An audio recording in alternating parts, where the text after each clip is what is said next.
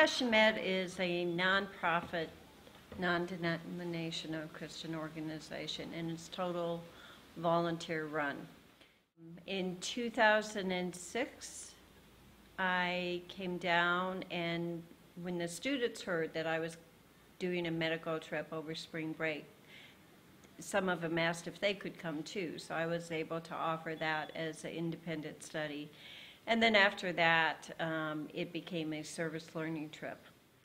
The students work very hard, first of all, to raise their money to come down here, and they give up their spring break, which I'm always very impressed with, because our time down here is very, very long, and we put in 12-hour days.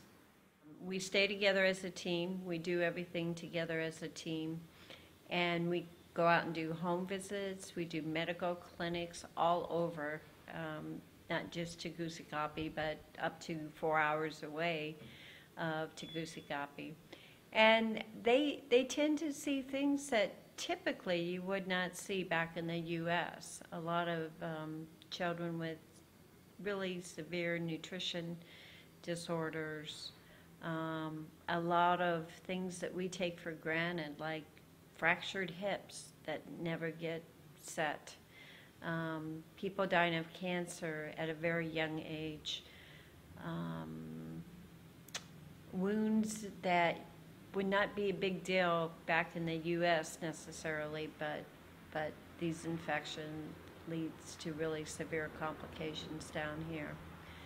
And I think it's really an eye-opener for them. I think everybody comes back totally changed and never really looks at things quite the same.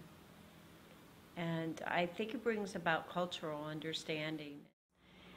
You know, there's so much going back and forth right now with the whole immigration debate and the use of words, terminology like alien, and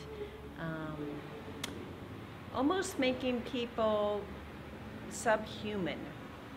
And so I think, again, when you bring students out of their comfort zone, and they are a foreigner in another country, and they have somewhat of a feeling of what it is like to be in another country and not speak the language and not quite understand the way things work, that it does make them kind of look at things differently.